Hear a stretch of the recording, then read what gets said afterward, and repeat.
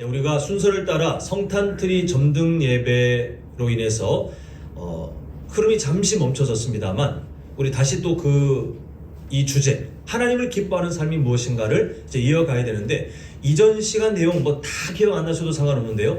딱 하나는 마음속에 품어야 됩니다. 화면을 보시면 이렇게 정리할 수 있는데 우리 한번 같이 읽어볼까요? 자, 시작! 사람의 제일 되는 목적은 하나님을 영화롭게 하는 것인데 이것은 하나님을 기뻐하는 삶으로만 가능합니다. 이렇게 우리가 정리했습니다. 원래 우리가 학습 세례 교육받을 때 제일 첫 번째 문항의 답인데 원래 우리가 배운 답은 이거랑 약간 다르죠. 우리가 느껴지기로는 우리가 그냥 오해하기로는 사람의 제일 되는 목적이 두 개인 것처럼 느껴져요. 하나님을 영화롭게 하는 것 따로, 하나님을 기뻐하는 삶 따로, 즐거워하는 삶 따로. 그런데 성경 속에 나타나는 하나님의 가르침을 보면 이게 연결되어 있고 오히려 하나님을 기뻐하는 삶을 못 살아내면 우리는 하나님을 절대로 영화롭게 하는 것이 불가능하다. 이렇게 우리가 저번 시간에 정리했습니다. 이것만 기억하시면 돼요. 이게 가장 중요합니다. 그래서 우리는 살아가면서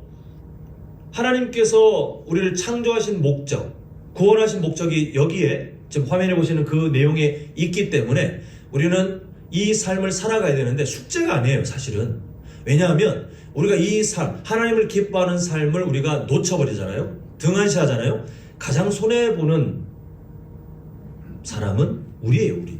하나님께서 우리가 하나님을 기뻐하고 하나님을 영화롭게 하면 그걸로 하나님이 무슨 자녀들이 용돈 드리면 부모님들이 그 용돈 받아서 쓰는 것처럼 아니에요. 하나님은 그런 분이 아니십니다. 하나님께서 우리에게 이 삶을 가르치신 이유는 이미 하나님이 충만하시고 부족함이 없는데 그 하나님의 충만하심과 하나님의 부족하심이 없는 그 은혜들을 우리가 이 땅에 살면서 더 누리길 바라시는데 그 누릴 수 있는 유일한 비결이 누구를 기뻐하는 삶이에요?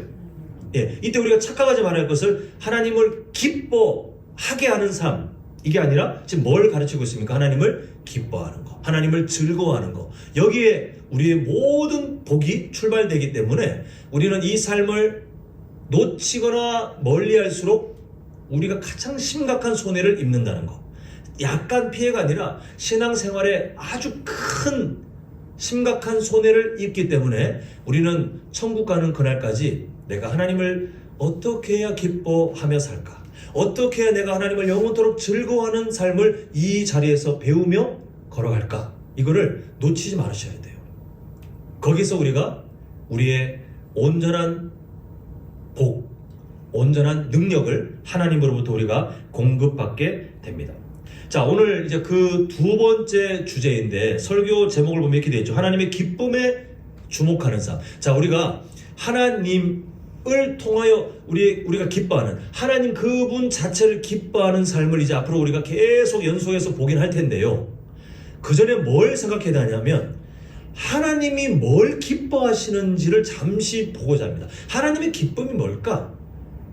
하나님 그분이 추구하시는 기쁨이 뭘까? 또 하나님은 그것을 위해 어떻게 역사하시는 걸까? 우리가 그걸 알아야 그 하나님을 올바로 기뻐할 수 있잖아요. 오늘 이 주제를 가지고 말씀을 볼 텐데 이 주제가 약간 좀 길더라고요. 그래서 내용을 다 보기에는 시간이 많이 지체될 것 같아서 반으로 나눠 오늘은 그 앞부분 그리고 다음 주에 나머지 부분을 이제 보도록 하겠습니다. 자, 우리 한번 질문을 먼저 드려보고 싶은데 하나님께서 하시는 모든 일은 누구의 기쁨을 위한 것일까요? 이렇게 질문을 한번 드리면서 우리 연약함, 인간이 갖고 있는 연약함을 좀 보고자 합니다. 인간이 갖고 있는 연약함이 뭐냐 하면 모든 것을 세상 만사를 다 나를 중심으로 해석해요.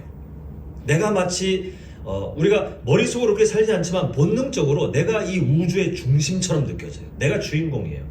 물론 그렇다고 성도님들께서 내가 주인공이야, 내가 잘나서 이게 아니고 다 나에게 맞춰서 세상을 해석하고 살아가는 연약함이 있습니다. 그러다 보니 하나님께서 하시는 일도 그렇게 해석을 해버릴 때가 있어요. 한번 질문을 드려볼게요. 성도님들, 하나님께서 성도님들을 구원하신 이유가 뭘까요? 그럼 우리는 나를 사랑하셔서 라고 합니다. 근데 제가 이렇게 지금 얘기를 하면 성도님들 마음에 약간 혼란이 생기지 않습니까? 야, 저 목사가 하는 얘기를 보니까 하나님께서 우리를 사랑해서 구원한 게 아닌가 봐?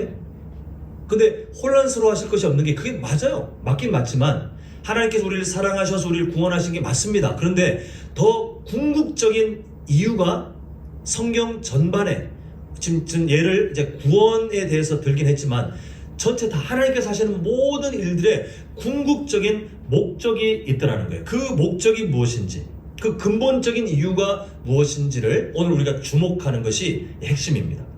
자, 근본적인 목적이 무엇일까? 하나님께서 뭔가를 하시는데 그 근본적인 목적이 무엇일까를 우리가 한번 성경의 여러 근거들을 볼 때 가장 익숙한 성경 구절은 아마도 창세기 1장 상반절 내용일 겁니다. 제가 한번 화면에도 나오겠지만 읽어드리면 하나님이 지으신 그 모든 것을 보시니 어떻게 돼요? 보시기에 심히 좋았더라. 자, 이게 창세기 1장의 천지 창조가 다 완료된 다음에 하나님께서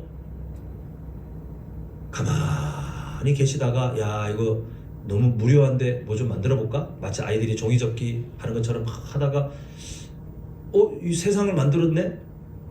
이런 게 아니잖아요. 하나님께서 이 세상을 만드신 그 모든 계획은 우연히 어쩌다가 심심해서가 아니라 하나님의 선하신 계획이 이미 다 세워져 있기 때문에 그 일들을 해 가셨습니다. 그런데 오늘 우리가 보고 있는 말씀처럼 하나님께서 그 일을 이루신 다음에 반응이 보니까 우리가 지금 다루는 주제로 바꾸면 하나님께서 보시기에 심히 기뻤습니다. 하나님이 기뻤어요. 그냥 조금 기뻐서가 아니라 이 성경에 쓰여진 단어를 보면 너무 기뻐하셨어요. 정말 기뻐하셨어요. 근데 시간에 갇혀 있는 우리는 이 본문 말씀을 이렇게 이해해요. 하나님께서 만드셨어요. 그리고 그 만드신 걸 보고 기뻐하셨어요. 이런 순서로 우리가 시간의 흐름으로 해석을 합니다. 그런데 우리는 시간 안에 갇혀 있기 때문에 그 시간에서 자유로울 수 없지만 사실 시간은 하나님의 창조물입니다. 하나님은 시간 안에 갇혀 있지 않고 자유롭게 초월해 계시는 하나님이신데 제가 예전에 한번 예를 들어드렸지만 다시 한번 비유를 하자면 이것도 뭐 완벽한 비유는 아니에요. 왜냐하면 우리가 뭔가를 상상하고 이해하려면 우리가 살아가며 경험한 것 안에서만 되는데 우리가 살고 있는 차원이라는 그 여러 차원, 우리가 살고 있는 뭐 3차원, 4차원의 세계로 우리는 살아가고 있기 때문에 그 차원 안에서는 이해가 되지만 5차원, 6차원, 7차원, 다차원을 우리는 경험할 수도 없고 경험해 본 적도 없기 때문에요. 아무리 하나님이 나타나셔서 나는 하나님이 몇 차원을 통치하시는 분인지 모르겠지만 나는 뭐 예를 들어서 500차원을 창조하고 통치하는 하나님이야. 우리는 이해가 안 돼요. 하나님이 아무리 상세히 풀어놔도 이해를 할 수 없어요. 그래서 우리는 지금 그냥 제가 아주 간단하게 비유를 드리지만 그 비유가 완벽할 수 없다는 것은 너그럽게 이해해 주시고요. 시간을 기차, 그 기관차가 있고 그 다음에 그 객차들이 쭉 이어져 있는 기차가 있어서 이렇게 시간은 진행을 하고 있는데 그 기차로 비유하면 우리는 그 기차에서 태어나서 그 기차를 내릴 수가 없어요. 그 기차가 달려가는 그 안에서 그냥 우리는 살아가게 됩니다. 마치 그 기차의 시작과 끝이 인류의 역사라면 우리는 객차 어느 한 칸에서 그냥 살다가 나중에 세상을 떠나게 될지 모르겠어요. 시간으로 따진다. 그런데 하나님은 그 기차를 만드신 분이에요. 그리고 그 기차 안에 같이 계실 수도 있고 또한 그 기차를 멀리서 바라보며 그 기차 전체를 보실 수도 있는, 우리가 시간을 이해하지 못하기 때문에 우리의 상상력이 거기까지 가지 않지만 결국 이것은 뭐냐면 저는 두 가지를 꼭 강조하고 싶은데 하나님은 우리의 인간 역사에 실제로 개입하셔서 매 순간마다 적극적으로 반응하시는 분이시고 또한 동시에 초월하셔서 멀리 보셔서 시간의 시작과 끝을 이미 다 알고 계시는 분이세요. 그러니까 요한계시록 같은 하나님의 앞으로의 계획들이 분명하게 드러나는 건 아닙니까? 하나님이 이미 다 알고 계시는 거예요. 지금 그런 하나님으로 우리가 이해할 때 우리는 그냥 시간 안에 갇혀있기 때문에 권혁규라는 사람이 뭔가 종이를 접고 만들고 보니 야 내가 만들었는데 꽤 괜찮네? 마음이 기뻐. 이거는 시간의 흐름에 따라 그 기쁨이 나왔다면 하나님께서는 이미 시간 전체를 다 창조해 놓으신 분이기 때문에 하나님의 기쁨은요 이미 예정된 거고 이미 그분이 다 알고 계시는 거예요. 결국 이 하나님이 지으신 그 모든 것을 보시니 보시기에 심히 좋았더라 이 말을 시간 전체를 초월해 계시는 그 전능하신 하나님을 약간이나마 이해하여 바꾸자면 이렇게 되는데요. 하나님의 기쁨을 위해 세상을 만드셨습니다가 돼요. 하나님께서 이 세상을 그냥 어쩌다가 만들고 보니 아유 괜찮네, 내가 좀 보람이 있더라, 내가 만들었지만 괜찮은 걸, 이게 아니라 하나님께서는 하나님의 기쁨을 스스로, 당신 스스로 누리기를 원하시는 게 그게 하나님의 목적이에요. 우리가 하나님을 기뻐하고 하나님을 즐거워하는 것이 우리의 창조 목적인 것과 같이 하나님은 더 우선해서 하나님 당신 스스로를 기뻐하고 하나님께서 원하시는 것을 그 뜻대로 이루셔서 기뻐하시는 것이 하나님의 목적이에요. 가장 근본적인 목적이에요. 결국 우리를 구원하신 것도 마찬가지입니다. 사랑하셔서 맞아요. 근데 그보다 더 근본적인 목적의 이유가 뭐냐면 하나님께서 우리를 구원하시는 것을 뭐 하셨다는 거예요? 우리 주제로 따지면 하나님이 기뻐하셨어요. 그 하나님이 기뻐하시는 일을 이루는 것을 또한 하나님이 너무나도 좋아하셔요. 그래서 하나님이 우리를 사랑하시며 우리를 구원하시는 일에 독생자 예수 그리스도를 기꺼이 제물로 던지시기까지 그 일을 이루신 이유가 뭐냐 하면 그저 하나님께서 어떤 드라마를 만들기 위해서가 아니라 그 일이 이루어졌을 때에 하나님의 기쁨이 하나님이 이미 아시기 때문에 그것을 이루기 위하여 구원 계획을 이미 다 세우시고 열심으로 그 사역을 하신 거예요. 천지창조도 마찬가지.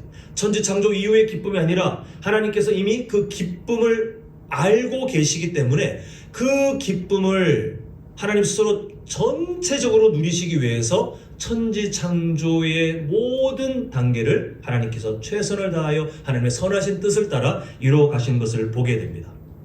이런 맥락으로 우리가 성경 한 구절을 보겠는데 시편 115편 3절을 보시면 오직 우리 하나님은 하늘에 계셔서 그 다음을 주목합니다. 뭐라고 되어 있죠? 원하시는 어떤 것을 이라고 되어 있나요? 원하시는 꽤 많은 것을 이 아니라 모든 것을 행하시는 분. 우리는 이 하나님을 이해해야 우리가 하나님을 즐거워합니다, 하나님을 기뻐합니다 할 때 그 하나님은 그럼 어떤 분인데 우리 여기서 출발해야 돼요. 하나님께서는 하나님이 기뻐하시는 것을 반드시 결국은 하나님의 선하신 때에 그리고 가장 아름다운 방식으로 이루어 가시는 분. 이것을 우리가 좀 더 전문적인 용어로 하자면 하나님의 주권이라고 합니다. 하나님께서 뭔가를 이루시는데 그 권리와 능력이 충만한 거예요. 간단간단이 아니라 그 뭔가를 이루어 가시는 데 있어서 하나님께서 당연히 그렇게 하셔야죠. 하나님 권리가 충만하십니다.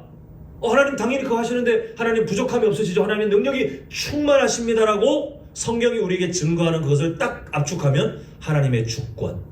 우리는 하나님의 주권 안에 살고 있는 그런 하나님의 통치를 누리는 사람들입니다. 그러다 보니 하나님께서 하시는 일들은 이것도 해봤다가 실패하면 아쉬워, 이것도 해봤다가 되면 그럼 이쪽으로 가고, 하나님이 이렇게 무슨 세상 사람들처럼 하시는 분이 아니라 하나님께서 이루신 그 뜻하신 바를 실패도 없고 실수도 없고 하나님께서 완전하게 이루심을 통하여 그 기뻐하시는 목적에 반드시 충만하게 도달하시는 분이시라는 것, 우리가 이것이 하나님의 주권에 달려있는 이해인데 여기서 우리는 단순한 진리 하나를 찾아낼 수 있습니다. 자, 저를 따라합니다. 하나님께서는 하나님이 기뻐하시는 것을 그럼 뭐라고 되어 있죠? 결국 다 이루신다는 사실이에요. 우리는 이 하나님을 기뻐하게 됩니다. 우리는 이 하나님을 즐거워해야 한다고 성경이 우리에게 말씀하고 있습니다. 자, 그렇다면 이제 우리가 하나님의 이런 단어가 적절치 않지만 하나님의 감정, 하나님의 마음 상태를 우리 한번 유추해 보자면 저렇게 하나님께서 하나님이 기뻐하시는 바를 결국은 다 이루시는 그 하나님이시라고 할 때 우리 하나님은 기쁨이 충만하신 분일까요? 아니면 때로는 우울하시기도 하고 그런 분이실까요? 이거를 설명드리기 위하여 부족하지만 제 이야기를 좀 해보고자 합니다. 예전에 한번 살짝 언급한 적도 있지만 제가 그 이전 사역지에서 이제 다음 하나님께서 부르시는 사명의 자리가 뭐 저한테 말씀을 안 해주시니까 차라리 아브라함처럼 나타나서 네가 어디로 가라라고 하면 그냥 뭐 불안함 없이 그냥 가겠는데, 그런 하나님은 아니시더라고요. 자꾸 뭔가 때로는 기다리게 하시고 때로는 도전도 하게 하시는데, 다음 사명지를 우리 이전에 이제 부목사 입장에서 다른 분들 다 마찬가지인데요. 그렇게 찾아가는 과정 중에 하나가 이제 우리 교단 내 그런 그 청빙 공고가 있는 게시판을 보고 기도하면서 그곳에 이력서를 보냅니다. 그렇게 해서 하나님의 인도하심을 구하는데, 정말 많은 곳에 시도를 했는데, 어떤 교회는 아예 뭐 이렇다 저렇다 아예 연락도 안 주고, 어떤 교회는 정중하게 뭐 문자든 이메일이든 이렇게 되어서 아쉽게 되었습니다 하면 또 저에 대한 어떤 축복의 내용을 남기기도 하고, 또 어떤 교회들은 제가 그 다음 단계인 이제 대면하는 면접 단계까지 가본 적도 있고, 또 어떤 교회들은 이제 최종 단계인 설교 기회까지 얻어서 나중에 그 투표까지 가보는 그런 단계까지 가본 적도 있었어요. 그런데 제가 그 이전에 있었던 수많은 그런 시도들이 만약에 하나님의 어떤 계획 안에 그 안에 뭔가 됐다면 제가 여러분들을 만나지는 못했겠죠. 그런데 결국은 그 모든 것들이 저는 되게 긴장하며 또 준비하고, 그렇게 또 면접 보면 제가 되게 내성적인데 얼마나 떨리겠습니까? 또 설교할 때도 지금도 뭐 제가 내성적이지 않은 것처럼 보이시겠지만, 저는 설교 끝나고 나면 막 진이 빠져 있어요. 저의 성격과 맞지 않는, 사람들 앞에 서는 게 참 힘든 성격인데도 하나님께서 서게 하셔서 감당하고 있는데, 전혀 모르는 교회에 가서 그런 어떤 최종 결정을 이제 결정하는 그 자리에서 설교를 한다. 정말 엄청난 스트레스가 되더라고요. 근데 결국은 나중에 돌아오는 결론은 아쉽게 되었습니다 라는 연락을 받으면 제 마음이 목사지만 참 안 기쁘더라고요. 나중에야 하나님께서 어떤 그 일을 통해서, 제가 뭐 나중에 기회가 되면 좀 자세히 간증을 할 때가 오겠습니다만, 이 모든 과정들이 사실은 하나님이 일부러 두 가지 메시지를 저에게 주시기 위해서 일부러 그렇게 하셨다는 것을 어떤 누군가의 저도 몰랐던 그 알려주시는 어떤 분 때문에 제가 알게 돼서, 하나님께서 한남제일교회 성도님들을 만나게 하신 것을 알겠는데, 그 사이에 있었던 과정들조차도 하나님께서 일부러 그렇게 지연시키고 또 그렇게 수많은 노력들과 시도들을 했지만, 그러나 그 모든 과정 속에 어찌 보면 거절이잖아요. 그런 일들을 경험하게 하신 이유가 결국은 성도님들을 만나게 하시려고 하나님이 일부러 길들을 그렇게 만들어내셨구나라는 것을 깨닫고 나니 참 감사하더라고요. 참 감격이 되었어요.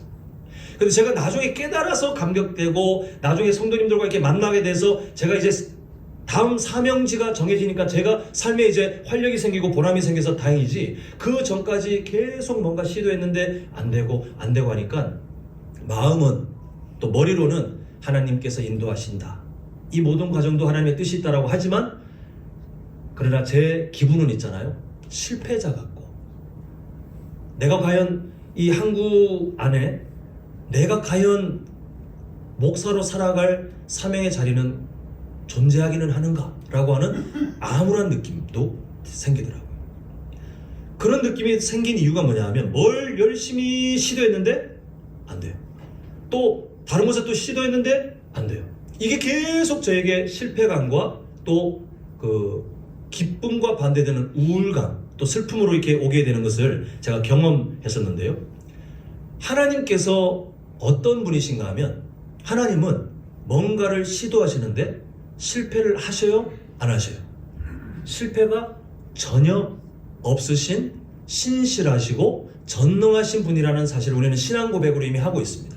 그 하나님은 실패에 따른 우울감, 실패에 따른 좌절, 실패에 따른 그런 일들이 전혀 없으세요.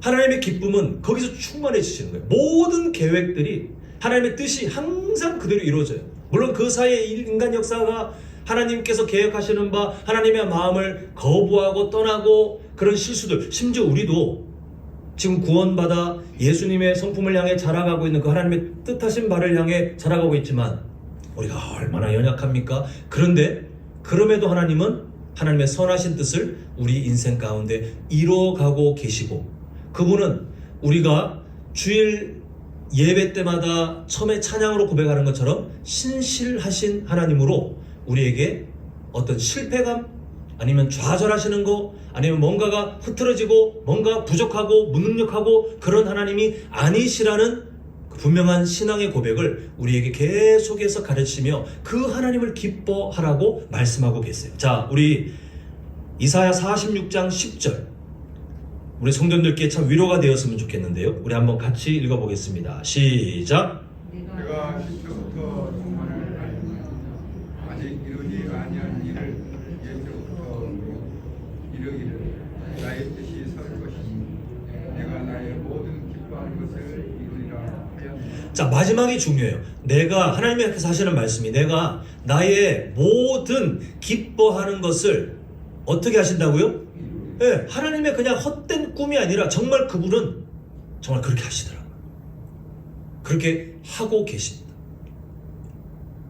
때로는 인류 역사 가운데 하나님의 뜻과 반대되는 것들이 분명히 넘쳐나지만, 아까 기차 말씀드렸잖아요. 기차 첫 칸부터 마지막 칸, 시간으로 따지면 시간의 시작과 시간의 끝을 하나님은 이미 다 초월해서 보고 계시는데, 그 안에 온갖 하나님 앞에 대항하는 죄의 노력들, 그런 거부하는, 특히 악한 사탄이 어떻게든 하나님의 뜻에 반대하여 사람들을 미혹하려는 그런 짓이 있다 할지라도, 그러나 시간 전체를 봤을 때 마지막 끝은 하나님의 선하신, 또 하나님이 기뻐하시는 그 결과가 하나도 실패하지 않고 그 말씀이 하나도 땅에 떨어지지 않고 반드시 이루어지게 될 것을 우리는 말씀을 통하여 이미 신앙 고백으로 다 믿고 계시는 줄 믿습니다. 그래서 오늘 성도님들께서 우리가 하나님을 기뻐하는 삶을 살아야 되는데, 이제 그 앞단계, 그럼 그 하나님이 어떠한 분이시냐를 우리가 지금 보고 있잖아요. 그 하나님이 어떠한 분이신지를 우리가 어떻게 딱 결론을 내릴 수 있냐면, 그 하나님은 실패가 없고 기뻐하시는 것을 반드시 이루시기 때문에 그분은 기쁨이 충만하신 분이라는 사실을 우리는 알게 됩니다.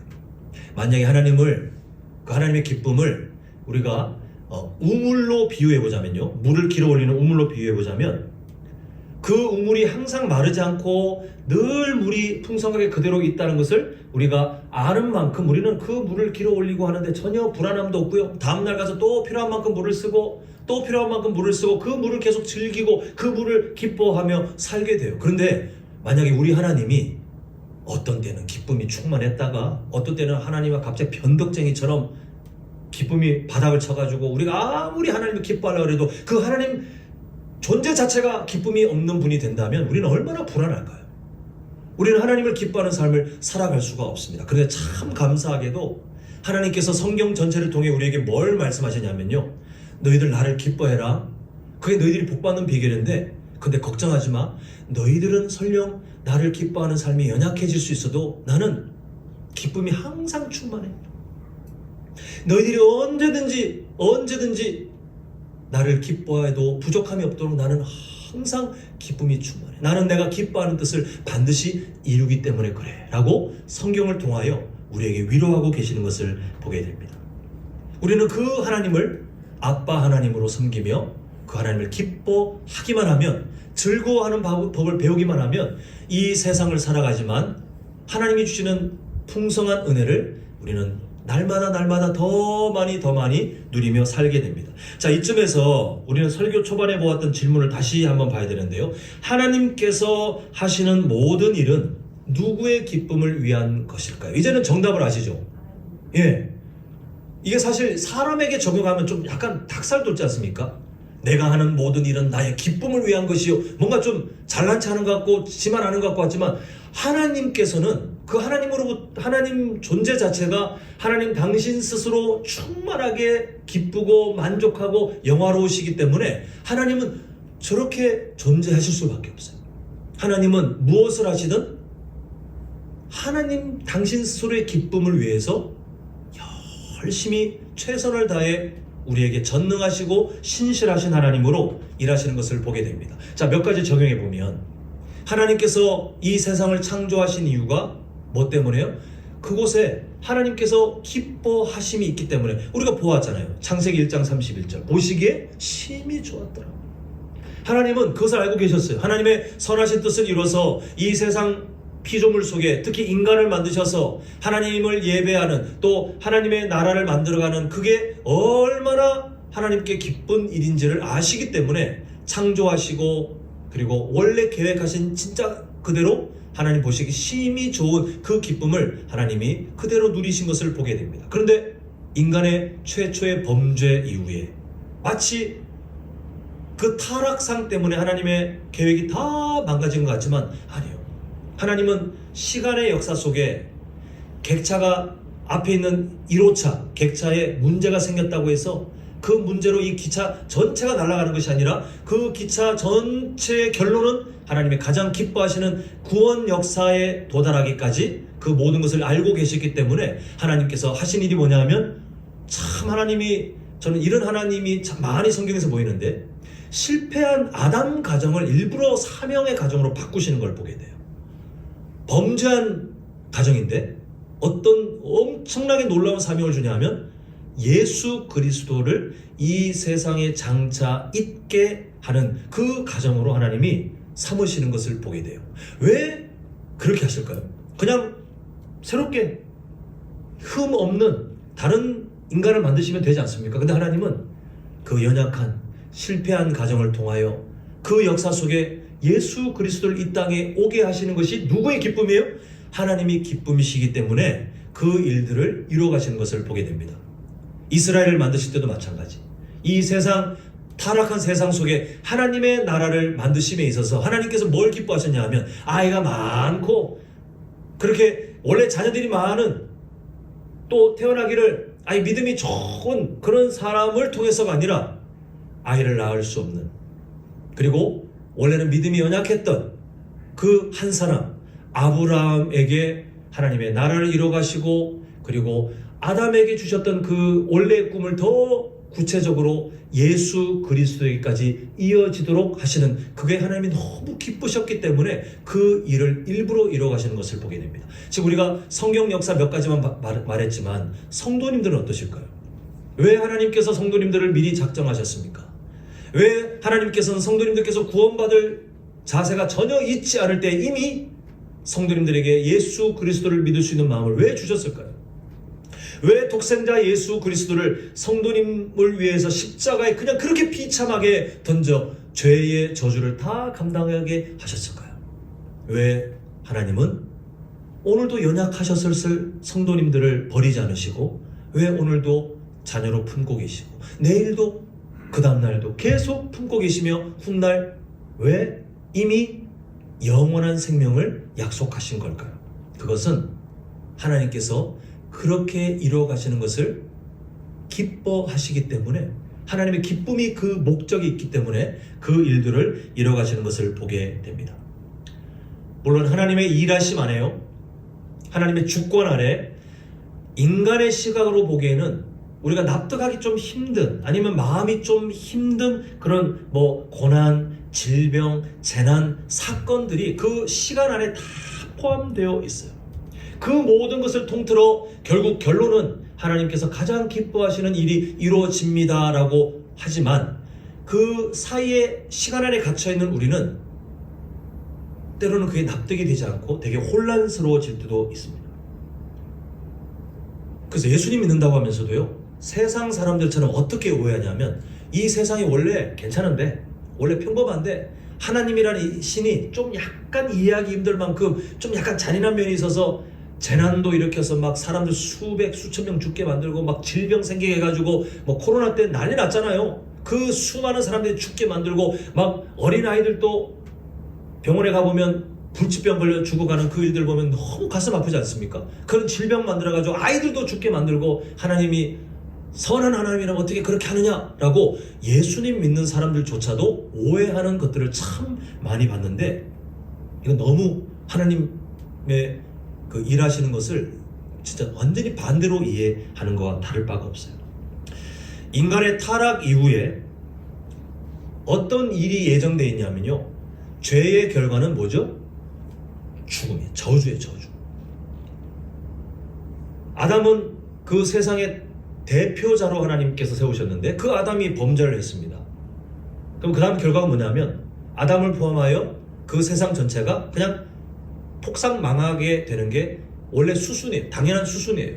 뭐 죄의 그 저주가 느긋하게, 아니요, 즉각적으로 그 심판은 무섭게 임하게 되어 있습니다. 그런데 하나님이 하신 일이 뭐냐면요, 바로 죄에 대한 결과로 이 세상을 그냥 폭삭 망하게 하신 것이 아니라 하나님이 기뻐하시는 구원의 역사가 이루어지기까지, 원래는 망해야 되는데, 원래는 죄의 저주로 다 망가진 세상인데 하나님이 그 신학적 용어로 일반 은총이라고 합니다. 우리도, 예수님 안 믿는 사람들도 태양빛, 공기, 물, 하나님이 만드신 이걸 다 누리고 있잖아요. 그런 것들, 그 일반 은총을 따라 생존하게 하시는 거예요.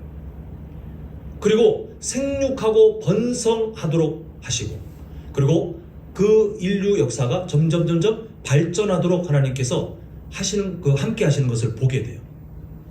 원래 사람들의 세상이 그런데 하나님이 개입해서 재난도 주고 막 질병도 주고 이게 아니라, 원래는 죄의 결과로 이미 망했어야 되는데, 이미 사라졌어야 되는데, 이미 희망이 없이 그냥 끝났어야 되는데, 하나님께서 기뻐하시는 예수 그리스도를 통한 구원 역사를 이루기까지 하나님이 지탱할 수 있도록 인류 역사와 함께 하시는 것이 바로 하나님의 사랑의 표현이에요. 그런데 또 하나님은 어떤 하나님이시냐면 공의의 하나님으로 죄의 저주와 결과는 당연히 나타나게 되는데 마치 하나님이 없는 것처럼 다 없앨 수 있는 분이지만, 그렇게 하는 것은 하나님 스스로 사기꾼이 되는 거기 때문에 하나님은 그렇게 하실 수가 없어요. 그래서 하나님께서는 죄의 저주, 아담의 범죄 이후에 죄의 저주와 죄의 결과로 이 세상이 망가졌던, 아까 우리 보았잖아요. 하나님께서 원래 만드셨던 세상은 보시기 심히 좋은, 그 어떤 문제점도, 어떤 재난과 어떤 사고와 어떤 질병도 그때는 존재하지 않았던 가장 아름다운 그런 상태였는데, 아담의 범죄 이후에 죄의 저주로 인하여 온 세상이 다 망가졌어요. 원래 하나님 만드신 것이 다 망가지면 거기서 안 좋은 것들이 시작됩니다. 질병이 시작되고, 재난이 시작되고, 여러 사건 사고들이 그 죄의 역사와 함께 곳곳에서 터져나올 수밖에 없는데, 공의의 하나님은 그 죄의 결과를 없는 것처럼 하시는 것이 아니라 있도록 그냥 그대로 두시는 것 또한 공의의 하나님의 성품에 맞는 일하심이었어요. 지금 우리가 보고 있는 여러 참 안타까운 일들의 결과는 한 사람을 탓해야 됩니다. 아담이에요, 아담. 그때 범죄하지 않았다면, 그 타락함이 인류 역사에 없었다면, 우리가 알고 있는 여러 사건, 사고들, 재난, 또 우리가 사랑하는 사람들이 병으로 세상을 떠나는 일들은 없었을 거예요. 제가 곰곰이 생각해 보니까 1년 전 이 시기에 저는 정말 고통스러웠던 것 같습니다. 저희 어머니께서 난소암 말기에 또 치매까지 심하게 겹치셔서, 저희 어머니가 이제 세상을 떠나시는 그 마지막 과정을 지금도 생각하면 이게 참 저희 어머니께는 개인적으로 죄송한 마음인데, 어머니에 대한 그 어머니 부재함이잖아요. 어머니 안 계시잖아요. 지금 세상 떠나셨는데 그 아쉬움이 없어요. 그 정도로 제가 그 몇 달 사이에 정말 인생의 진을 다 뺀 것 같아요. 그 1년 전 지금 딱 이때가 정말 힘들었던 그런 기억을 합니다. 근데 저는 원래 어머니께서 그렇게 세상 떠나실 줄은 몰랐어요. 그냥 뭐 막연한 기대감이기도 했지만, 저희 외할머니가 정말 놀랍게도 죽음의 복을, 저는 지금까지 저희 외할머니 같이 죽음의 복을 받은 분을 못 봤어요. 93인가 아마 그 넘으셨, 95인가 그렇게 장수하셨는데, 그때까지 이 하나 안 빠지고 지병도 없이 건강하게 지내시다가 점심 드시고는 아이고 내가 좀 누워야 되겠다 하시 눕고는 그냥 돌아가셨어요. 근데 기도하는 분이셨거든요. 저희 외할머니가 어찌 보면 신앙의 이제 첫 출발로 우리 어머니에게, 또 어머니로부터 자녀에게 이렇게 이어졌는데, 저는 저희 어머니께서 교회 열심히 헌신하고 하나님 앞에 정말 충성하며 살았던 그 중심을 알기 때문에 외할머니만큼 아니랄지라도 그래도 저희 어머니도 장수의 복과 또 누가 봐도 와 예수님 믿더니 와 이렇게 할 만한 그 뭔가를 누릴 줄 알았는데 아는 거예요. 한번 여쭤보고 싶습니다. 하나님께서 저희 어머니를 일부러 골탕 먹이시려고 난소암을 딱 주신 걸까요? 일부러 저희 어머니를 괴롭히려고 치매를 주신 걸까요? 아니면 우리가 흔히 쉽게 판단하는 것처럼 저희 어머니의 죄의 결과인가요? 저희 어머니가 뭔가 큰 잘못을 해가지고 잘못했으니까 저 난소암 걸려서 이렇게 죽지, 잘못했으니까 저게 치매 걸려 죽지라고 우리가 그냥 쉽게 누군가를 정죄하는 그런 흐름으로 우리가 해석하는, 아니고 어렵게 생각할 거 없습니다. 왜 저희 어머니가 질병 걸리나요? 왜 존경하는 목사님들이 왜 편안한 죽음을 누리는 분도 있지만 옥하는 목사님 같은 분은 한국교회에 큰 영향력을 끼치셨는데 결국은 암 환자로 돌아가셨잖아요. 다른 일반적인 사람들하고 똑같이 그 육신의 연약함을 견딜 수밖에 없었잖아요. 그런 분들이 뭐 한둘입니까? 많잖아요. 왜 그렇습니까? 창세기 3장의 그 죄에 대한 결과예요.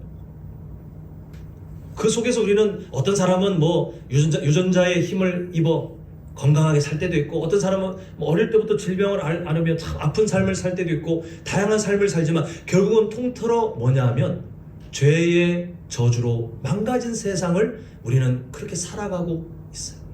하나님의 일반 은총 안에 그래도 구원의 역사를 맛볼 사람들이 그 은혜를 맛볼 때까지 하나님은 계속해서 인류 역사를 지탱시켜주고 계십니다. 그래서 하나님의 일하심 안에 우리가 때로는 납득하기 힘든, 당장은 해석하기 힘든 고난, 어떤 재난, 슬픈 일들 있을 때 내 탓을 하거나, 물론 우리 자신을 돌아보는 것도 중요하지만 내 탓을 하면 우리가 자꾸 그 뭔가를 드러내려고 해요. 내가 잘못해서. 아니면 아까 예를 드린 것처럼 저 사람이 죄를 많이 졌나 보지, 누군가를 정죄를 쉽게 하거나, 아니 그렇게 생각하실 거 없어요. 이미 인류 역사는 창세기 3장 이후에 망가진 채로 출발했고 그때부터 온갖 질병과 온갖 재난들은 피할 수가 없는 일이 되었습니다. 근데 하나님은 그 안에서도, 우리가 당장은 모르겠어요. 근데 하나님은 그 안에서도 그 모든 일들을 합력하여 선을 이루시는 하나님. 기차의 긴 전체를 봤을 때 우리는 한 칸 안에서 이게 기차가 지금 몇 번째 칸인지 알지도 못하고 그냥 그렇게 시간 안에 갇혀 살아갈 수밖에 없는 아주 유한한 존재지만, 기차의 처음과 끝을 이미 아시는 하나님은 결국은 그 모든 재난과 모든 질병과 모든 아픔들이 덕지덕지 막 섞여 있는 그 죄의 저주로 망가져 있는 이 세상 속에서도 하나님의 사람들과 또 심지어 죄인들조차도 하나님의 통치 안에 다스리시며 결국은 하나님이 가장 기뻐하시는 목적지에 반드시 하나님은 도달하실 분이에요. 그리고 그 하나님이시기에 우리가 즐거워할 하나님은 의심할 바 없이 기쁨이 충만하신 분이십니다. 우리는 그 하나님의 주권을 신뢰하고, 그리고 그 하나님을 우리가 바라보면서 하나님은 실수함이 없기 때문에 당장의 내 눈으로 해석이 안 된다 할지라도 그러나 하나님은 선하십니다라고 우리는 고백할 수밖에 없고, 지금 당장은 내 슬픔이 해결되지 않고 내 근심이 해결되지 않아도 그러나 하나님은 선하십니다. 하나님은 신실하십니다. 결국은 하나님께서 가장 기뻐하시는 그 아름다운 일들이 설령 나의 때가 아니라 할지라도 하나님은 반드시 이루실 것을 믿습니다 라고 우리는 신앙 고백하며, 망가져 있는 이 세상이지만 그 하나님을 즐거워하는 삶을 우리가 배워갈 때 우리는 우리에게 주시고자 하는 하나님의 풍성한 은혜를, 또 기쁨을, 능력을 우리 인생 가운데 점점 맛보며 살 수 있게 됩니다. 사랑하는 성도 여러분, 우리 중에 연약하지 않은 사람 한 사람도 없잖아요. 그런데 연약한 우리지만 우리가 의지할 분이 전능하시고 신실하시다는 그 사실 하나만으로 우리 성도님들께서 소망을 품고 살아가셨으면 좋겠어요. 오늘 아까 읽었던 이사야 46장 10절 하반절 우리 한번 보시면 하나님께서 성도님들의 인생에 선언하시는 겁니다. 내가 나의 모든 기뻐하는 것을 이루리라. 근데 이게 그냥 전체적으로 뭔가 막연하게가 아니라 물론 온 우주를 향한 하나님의 이 말씀도 사실이지만 오늘 예배 드리시는 성도님들에게 개인적으로 하나님께서 하시는 이 말씀도 사실이에요. 내가 너의 삶 가운데 나의 모든 기뻐하는 것을 이루리라. 우리는 이 하나님을 의지하며 하루하루 걸어갑니다. 우리는 이 하나님 때문에 소망을 누립니다. 우리는 또한 이 하나님을 기뻐하는 법을 앞으로 더 묵상하며 찾아가고 그리고 하나님께서 주시는 것들을 우리는 누리게 될 것입니다. 바라기는 우리 성도님들 우리 인생 가운데 하나님의 모든 기쁜 것 하시는 것을 이루실 그 전능하시고 신실하신 하나님을 신뢰하시며 그분을 앞으로 더 즐거워하고 더 기뻐하시는 우리 모두가 되어 가시기를 간절히 소망합니다.